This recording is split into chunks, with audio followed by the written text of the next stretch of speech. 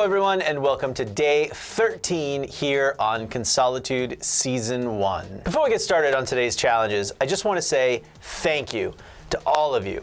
Thank you so much for all of your support in our first 2 weeks. Starting up a Twitch show of this caliber is not easy. There are a lot of factors involved, a lot of things you have to plan out, account for, and worry about. But at the end of the day, the number one thing you can rely on, the number one thing you have in your corner that you can hope to be there when you need it the most, are your watchers, your viewers, your fan base, the people that support your show. You guys have been awesome. I mean, really, thank you. Thank you so much. All your donations and your support, the fact that you guys are already in the channel watching this video right now because you tune in like clockwork at the start of every episode. I mean, you guys are showing us that what we're doing is being received and you guys like what we're giving you. There is no better sense of satisfaction in that, to know that the viewers enjoy the production you're putting on. That was the first test. That was what we always said was our first trial. Will the viewers understand what we're doing? Will they accept it? Will they enjoy it? And we think that it has been a resounding yes. You guys like it, and thank you for that. We will continue doing everything we can to ensure that the stuff we put out is quality work going forward. That being said, I just want to talk about a few quick things that we're doing to improve the show and to make the experience an overall better one. The first 2 weeks are kind of a crash course for us. We're adjusting to this new lifestyle. We're getting better at it, and we're learning some of the things that people want to see. So starting with week 3 of Consolitude, I'm making some improvements. And over the course of the week, you're going to see a lot of these new things put in place. First of all, I'm reworking the gift drop system just a tad. And by just a tad, I mean a lot. You see, the original price model was there and it made sense if the show was at a bigger volume of viewership. A lot of the things that we design in the show are designed in such a way that over time, if we expand our viewership, the plan will grow and encompass bigger and bigger and bigger margins for the things that we're working with. The gift drop area is one such area. If we had a lot of viewers, it would make more sense to make the gift drops more exclusive and rare and costly, whatever, because if there's too many viewers and too many donations coming in that regard, we can't flood them with all this stuff or it becomes meaningless, as we mentioned in our gift drop video. That being said, with a smaller viewership as we start growing, it makes more sense to make those gift drops more accessible.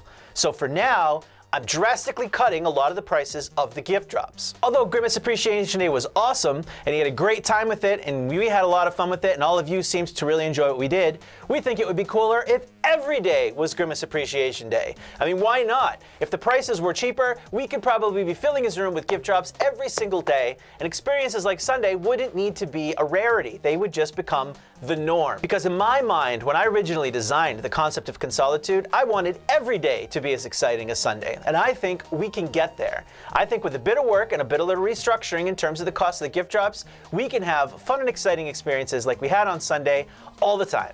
So let's see how this works out.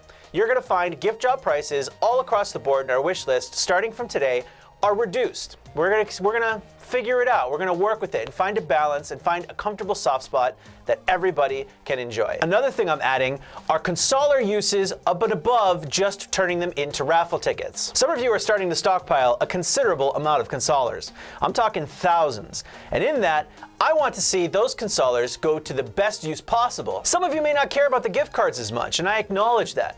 So what cooler way to spend your consolers than to actually affect the show itself? Similar to the contestants power-up menu, I'm going to introduce a viewer power-up menu.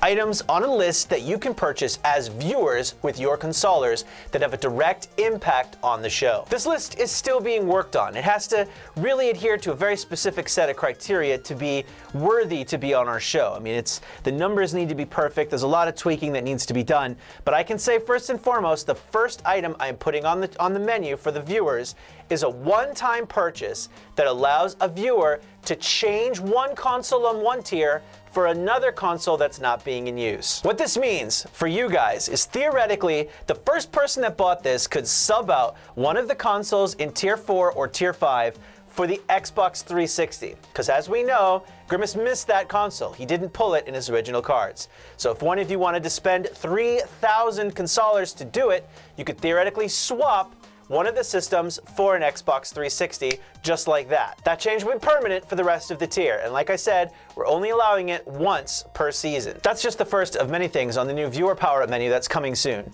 But for now, we figured that was the one to push out first and foremost, because there's nothing else Grimace would rather see than the Xbox 360 make its way on to Season 1. The only way he's going to get it, though, is if one of the viewers commits a selfless act of sacrificing 3,000 of their own consolers into the pool to get there. So let's see how that goes. Lastly, before we want to get into the challenges, I just want to mention that there are still 2 areas of viewer submissions that we're very much looking for. The first area are the viewer submitted challenges. You guys have been doing great on these. I've been getting a bunch of them, and I really enjoy them. I've been going over them and reading them thoroughly, and I like what I see so far. But as always, I need more. More. Give me more. As many as you can come up with. More games, more challenges. Be as creative with them as you can. Keep submitting them. We're reading them diligently every day. I put them in a nice little neat organized folders. I am really starting to build a list with them, and I like them. So keep those coming. I can tell you right now, if you want a priority on selection to go towards that end of the season raffle, the systems we're looking at the most are Dreamcast for Tier 3. I still need 1 or 2 more challenges for that. I need Wii challenges more than anything. I want to incorporate some viewer Wii challenges and possibly Super Nintendo. Now, we have a lot of challenges for Super Nintendo, but Super Nintendo is one of those broad category consoles that I know a lot of you would probably have some awesome challenges for. And like I said, I want to incorporate viewer challenges whenever possible, so Super Nintendo, get that going. The last bit of info is the Season 2 contestant. We absolutely, positively need this. We can't continue without a new contestant, so we need more applications to be coming in so that we can pick out a would-be future contestant. If you know of anyone, do you have any friends, family, people you watch on Twitch on a regular basis that you think are around the kind of criteria we're looking for, suggest our show to them. Get them excited for it. Let them know what they have in store. Have them tune in and see all the crazy stuff that Grimace is up to on a daily basis. Have them check out all the cool perks and prizes he's winning to get them as excited for it as Grimace was. And if we choose them as our contestant, you will earn a massive consoler bonus at the start of our season. So again, if you have any friends or family, or if you have any regulars on Twitch that you view that think that could benefit from being on a show like ours, send them our way, let them check out what we're up to, and who knows, maybe they will make a guest appearance on Consolitude in the future. So that about wraps up everything we have for the first 2 weeks of Consolitude. Thank you again for being a part of it. We enjoy having you guys in our chat on a day-to-day basis, and we look forward to coming up with some awesome stuff in the coming weeks. Now, that all being said, Grimace, let's start discussing where you sit on Tier 2. Thanks to your efforts on Makeshift Monday yesterday, you were able to complete a prop bet bonus that actually unlocked 100 extra tier points on a Monday, which is rare and special, but you did it. You exceeded expectations and were able to knock out that challenge, which puts you at just a little over 1,000 tier points. As you know, you need 1,200 tier points to defeat Tier 2, which means you need about 200 tier points today. 200 tier points today is possible, but it will mean you need to go 3 for 3 on completing all 3 of the challenges we have laid out for you. It's not going to be easy, but it is possible. So let's take a look at your games for today. First up, third time's a charm. This is your last opportunity to take a crack at the Dishonored challenge. The Dishonored challenge is the same that it always was. You have to complete the first 2 levels on normal difficulty using non-lethal methods. This includes the bosses, which means you're going to have to figure out the non-lethal methods for taking them out, which include using interactions with the environment and setting things up on a certain path in order to be able to do so. Viewers, you are at a premium here, so be sure to submit your hits and tips to Grimace to aid him in completing the non-lethal methods on these first 2 bosses. Doing so will award you with 75 of the 200 remaining tier points you need to complete this tier, in addition for a $20 gift card for the chat, and we are going to throw in a free beer coupon that you can cash in at any time when you decide you want a nice iced cold beer. Next up is a challenge for PlayStation 2, and it is for Timesplitters 2. Timesplitters is a first-person shooter where you play a space marine trying to stop a bunch of time-traveling aliens known as the Timesplitters, who are trying to disrupt history by collecting a bunch of time crystals. As confusing and weird as that may sound, don't worry about it. You don't have to worry about the story on this particular challenge. Instead, your challenge for this game is to gold medal each stage in the Arcade Mode League. Arcade Mode is a one-on-one deathmatch against an AI character, and we thought it would be a fun, interesting way to play the game rather than just have you slog through the story. Completing this challenge is an easy challenge, which will award you another 50 tier points towards your 200 goal, in addition to a $10 gift card for chat and 200 consolers. The final challenge on the plate today is the big one. It is a hard difficulty challenge, and it was submitted by none other than Huge Deuce himself, Braden Sherman. This challenge is for Destiny. Destiny is a game that pretty much everyone in the world knows about, even if you've never actually played it yourself. Destiny will always have a special place in my heart because to me, it is a game that merged the kind of gameplay between MMOs and first-person shooters into one.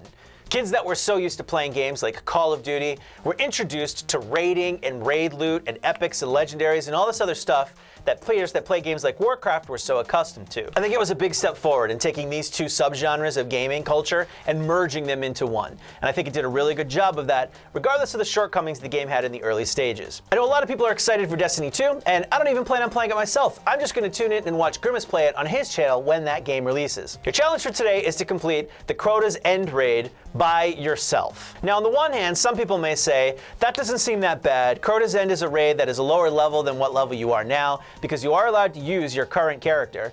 However, keep in mind that going back and soloing raids can still be difficult at times because of mechanics in the raid itself. A lot of the times these raids are designed around a full group of players, not individuals. And a lot of the times there are mechanics and things you need to do as a group in order to overcome some of the obstacles. So the idea of soloing a raid, while it's possible and while plenty of people have done it, can still be a little daunting for someone that's never tried it. This is going to be a new territory for Grimace, and while I'm confident he can figure it out, especially with the aid of you at home, it's still going to be something that's going to take him a little bit of effort because I don't think it's anything he's ever really done before. Completing this challenge will award you 100 tier points towards your 200 that you still need to complete this tier.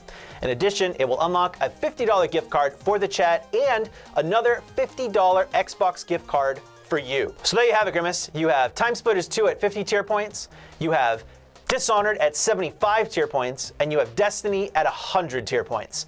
All total, 225 tier points on the day if you were able to go 3 for 3, which means you would knock out tier 2 and enter tier 3 tomorrow. Can Grimace do it? Can Grimace go 3 for 3 and complete this tier today? Time will tell. Let's find out. Grimace, you are ready to begin. Have fun.